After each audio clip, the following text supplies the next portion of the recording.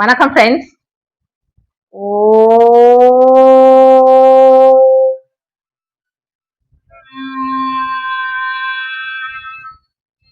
நம சிவாய. ஆடி மாதமே மிகச் சிறந்த மாதம். எல்லா தெய்வங்களையும் வணங்குவதற்கான மாதங்கள் 2 மாதங்களா சொல்லப்படுது. அந்த மாதத்துல தெய்வத்திற்குரிய விழாக்கள் மட்டும்தான் நடைபெறும் பாருங்க. அப்படி என்னென்ன மாதம் அப்படின்னா ஆடி மாதமும் மார்கழி மாதமும் சொல்லுவாங்க. 2 மாதத்தையுமே இது பீட மாதம், இந்த மாசத்துல எதுவும் வச்சுக்க கூடாது, நல்ல விசேஷங்கள் எல்லாம் அப்படிம்பாங்க. அப்படிலாம் கிடையாது. வீடுடைய மாதம், அதாவது சிறந்த மாதங்கள் அப்படிங்கிறதுனால தெய்வத்தை வணங்குவதற்காக அந்த மாதங்களை தேர்ந்தெடுத்திருக்கிறதுனாலதான் தன்னுடைய வீட்டு விசேஷங்களை அந்த நாட்கள்ல தவிர்த்திருக்காங்க. ஆனா நாமெல்லாம் வேற விதமா புரிஞ்சுக்கிட்டோம். சரி, ஓகேங்க. ஆடி மாதத்துல வர ஒவ்வொரு நாளும் விசேஷமான நாள்கள் தான். எப்படின்னா ஆடி கிருத்திகை, ஆடி வெள்ளி, ஆடி செவ்வாய், இப்படி ஆடி மாத பிறப்பு, ஆடி 18 இப்படியெல்லாம் வருவதை போலவே ஆடி சுவாதியும் மிக சிறந்த நாள். எப்படி அப்படின்னு சொல்லி கேட்டீங்கன்னா, சைவ சமயத்துல 63 நாயன்மார்களை சொல்லுவோம் இல்லையா, சிவனடியார்களா. அந்த 63 நாயன்மார்களிலுமே 4 சைவ சமய குறவர்கள் அப்படின்னு சொல்லுவோம். அவங்க யாருன்னா அப்பர், மாணிக்க வாசகர், சுந்தரர், ஞானசம்பந்தர், இவங்களை எல்லாம் தான் சொல்லுவோம். இந்த 4 சுந்தரர் சிவபதம் அடைந்த நாள் இந்த ஆடி சுவாதியாகிய இன்று. ஆடி மாதம் வரக்கூடிய சுவாதி நட்சத்திரத்தன்னைக்குதான் சிவபதம் அடைந்தார் சுந்தரர். அதனை பற்றி தான் நாம இந்த பதிவுல பார்க்க போறோம். ஏன்னா சுந்தரர் சிவபெருமானுக்கே நண்பரா இருந்தவர். அப்படிப்பட்ட சுந்தரரை இந்த ஆடி சுவாதியில சிவபதம் அடைந்திருக்கிறதுனால இன்று அவரை பற்றி அனுபவிக்கிறதுக்கு முன்னால ஜெயகௌரி ஜோதிடாலயம் சேனலை நீங்க முதல் முறையா பாக்குறவங்களா இருந்தா சப்ஸ்கிரைப் பண்ணுங்க, அப்படியே பெல் ஐக்கான கிளிக் பண்ணுங்க, லைக் பண்ணுங்க, ஷேர் பண்ணுங்க ஃப்ரெண்ட்ஸ். ஓம் நம சிவாய அப்படின்னு கமெண்ட் பண்ணுங்க ஃப்ரெண்ட்ஸ். வாங்க ஃப்ரெண்ட்ஸ், ஆடி சுவாதியை பற்றி அறிந்து கொள்வோம்.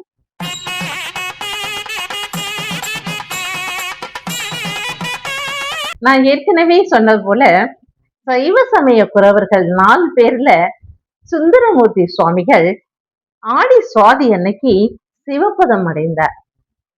சிவபெருமானுக்கு மிக்க நண்பர், ஒரு சிறந்த நண்பர் அப்படின்னு சொல்லி சொன்னா சுந்தரரை சொல்லலாம். ஒவ்வொருவரும் ஒவ்வொரு வடிவில் நாம அப்பனை சிவபெருமான கொண்டாடி மகிழ்வோம். அப்பான்னும், அம்மையே என்னும், என்னோட சகோதரானும், எந்த வடிவில வேணாலும் நீங்க அவரை வணங்க முடியும். அப்படிதான் சுந்தர சுவாமிகள் சிவபெருமான ஒரு நண்பராகவே பழக தொடங்கிட்டார். அதுவும் சுந்தர சுவாமிகளை விட சிவபெருமானே சுந்தரரை தன்னுடைய அடிமை, என்னுடைய நண்பன் சொல்ற அளவு இருந்துட்டார். அது எப்படின்னா அவருடைய சுந்தரருடைய திருமணத்தையே என்னுடைய அடிமை சாசனத்துக்கு பதில் சொல்லிட்டு நீ போய் திருமணம் பண்ணிக்கோ அப்படின்னு சொல்லி சொன்னவர் தான் நம்ம சிவபெருமான்.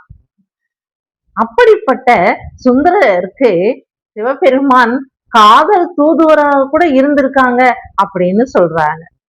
இப்படிப்பட்ட ஒரு நட்புடன் இருந்த சிவபெருமானும் நம்ம சுந்தர சுவாமிகளும் மிக மிக மிக விரும்பிய ஆசை கொண்ட ஒரு பக்தராகவே இருந்தார் சுந்தர சுவாமிகள். இருவருக்குள்ளும் இருந்த அதீத அன்பு, பிணைப்பு அப்படிப்பட்டதாக இருந்தது. எல்லாத்துக்குமே ஒரு கொடுப்பினை வேணும்னு சொல்லுவாங்க இல்லையா, அப்படிப்பட்ட கொடுப்பனை சுந்தரருக்கு. அப்பர் சுவாமிகள் எப்பொழுதும் அப்பா, ஐயனே அப்படின்னு சொல்லி வணங்கி வணங்கி வணங்கிதான் அவர் வாழ்ந்து வந்தார். ஆனா சுந்தர சுவாமிகளுக்கு ஒரு நண்பராவே சிவபெருமான் இருந்து எல்லா விதமான உதவிகளும் செய்திருக்காரு. அந்த அளவு சிறந்த நட்பு அவங்களுக்குள்ள இருக்கு. அப்படித்தான் அவரு சிவபெருமானையே எப்பொழுதும் தொழுதுண்டோம், நினைச்சுண்டோம், அதான் காதலாகி கசிந்து கண்ணீர் மல்கின்னு சொல்லுவோம் இல்லையா, அப்படிப்பட்ட ஒரு ஸ்டேஜ்ல அவர் இருக்கும்போது சுந்தரர் திருவஞ்சைக்குளம் அப்படிங்கிற அந்த ஊர்ல இருக்கக்கூடிய சிவபெருமானிடம் போய், எனக்கு இந்த லோக வாழ்க்கை போரும், நான் இனி சிவபதம் அடையணும் அப்படின்னு சொல்லி வேண்டிக்கிறார். வேண்டி இந்த உடனே சிவபெருமானும், ஏன்னா சிறந்த நண்பர் இல்லையா, அவங்க நட்பு ரொம்ப முக்கியம் இல்லையா, அதனால திருவஞ்சைக்களம் சிவபெருமான் உடனே அப்படியா சரி அப்படின்னு சொல்லிட்டு கைலாயத்திலிருந்து சிவகணங்களை அனுப்பி வைக்கிறார் சுந்தர பெருமானை திருக்கைலாயத்துக்கு அழைத்துட்டு வர்றதுக்கு. உடனே சிவகணங்களும் கிளம்பிட்டாங்க. எப்படி தெரியுமா போனாங்க? சிவகணங்கள் வெள்ளை யானையுடன் அந்த திருவஞ்சை களத்துக்கு வந்து அங்கிருந்து சுந்தரரை அழைச்சிட்டு போறாங்க. வெள்ளை யானை மேல் அமர வைத்து கைலாயத்துக்கு சிவகணங்களே அழைத்து கொண்டு செல்கிறார்கள் சுந்தரரை. இந்த இடத்துலதான் பாருங்க, சுந்தரருக்கு இன்னொரு நண்பர் இருந்தார். அவர் சேர நாட்டை ஆண்ட சேரமான் பெருமான். சேர நாட்டை ஆண்ட மன்னர் சேரமான் பெருமான் தான் சுந்தரருக்கு மிகச் சிறந்த நண்பராக இவ்வுலகில் இருந்து வந்தார். அவர் இந்த விஷயத்தை கேள்விப்பட்டார். திருவஞ்சைக்களம் சிவபெருமானிடம் போய் தான் திருக்கைலாயத்துக்கு செல்ல வேண்டி, சிவபதம் அடைய வேண்டி அவர் கைலாயத்துக்கு கிளம்பிட்டார் அப்படிங்கிறத இவரு கேள்விப்பட்டார், உணர்ந்தார். உணர்ந்த உடனே தன்னுடைய குதிரையில நேரா திருவஞ்சைக்களம் வந்துட்டார். வந்து, அப்பா சிவபெருமானை, என்னையும் சுந்தரரோடையே கைலாயத்துக்கு அழைத்து கொள்ளுங்கள் அப்படின்னு சொல்லி வேண்டி விரும்பி மனதார உருகி அவரு கேட்டுண்டார். சேரமான் பெருமான் அப்படி கேட்டுண்ட உடனேயே அவரு சிவபெருமானும் அவருக்கு சரின்னு சொன்னதுனாலதான் அவர் என்ன பண்றாரு, தன்னுடைய குதிரையில ஏறிண்டு குதிரையின் காதல சொல்றாரு பஞ்சாட்சர மந்திரமான ஓம் நம சிவாய அப்படிங்கிற அந்த மந்திரத்தை குதிரையின் காதுல ஓதுறார். ஓதின உடனேயே குதிரைக்கு அந்த சக்தி, அந்த பஞ்சாட்சர மந்திரத்தின் அந்த சக்தியினால, 5 எழுத்து மந்திரத்தின் அந்த சக்தியினால கைலாயத்துக்கு பறக்க ஆரம்பித்தது அந்த குதிரை. மன்னருடைய குதிரை, சாதாரண மன்னருடைய குதிரை கைலாயத்துக்கே செல்லும் அளவு பலம் வாய்ந்ததா, சக்தி வாய்ந்ததா ஆனது இந்த ஓம் நம சிவாய அப்படின்னு சொல்ற இந்த மந்திரத்தினால. சுந்தர சுவாமிகள் சென்று கொண்டிருக்கிறார். வெள்ளை யானையின் மேல சிவகணங்கள் சூழ சென்று கொண்டிருக்கும் போது அவர் பின்னாலேயே தொடர்ந்து சேரமான் பெருமானும் அவருடைய குதிரையில் சென்று கொண்டிருக்கிறாங்க. இருவரும் ஒரு சேரவே கைலாயத்தை சென்றடைகிறார்கள். எவ்வளவு பெரிய புண்ணியம் பாருங்க. சுந்தரரின் நட்பு அந்த சேர மன்னன் சேரன் பெருமானையே கைலாயத்துக்கு அவருடனேயே கொண்டு சென்றது. அதற்கு சேர மன்னனுடைய அந்த பக்தியும் பெருமான் சிவபெருமான் மீது இருந்த அன்பும் காதலும் அவரை கைலாயத்திற்கு கொண்டு சென்றது. நல்லவருடன் சேர்ந்தா எல்லாமே நல்லது நடக்கும் அப்படின்னு சொல்லுவாங்க இல்லையா, அதனாலதான் நண்பர்களையே தேர்ந்தெடுத்து நட்பாக்கிக்கணும் அப்படின்னு சொல்லுவாங்க. அதே போல சுந்தரரை போல ஒரு நண்பர் கிடைச்சதுனால சேரமான் பெருமானும் கைலாயத்திற்கு அவருடனேயே சென்றார் பாருங்க. அந்த நாள் கைலாயத்திற்கு அவர்கள் இருவரும் சென்று சிவபதம் இறைவனடி சேர்ந்த நாள் தான் இந்த ஆடி சுவாதி நட்சத்திரம். அப்படிப்பட்ட சிறப்பான இந்த நாள்ல நாம் அனைவருமே சிவபெருமானையும் சுந்தர சுவாமிகளையும் வணங்கி வழிபடணும்.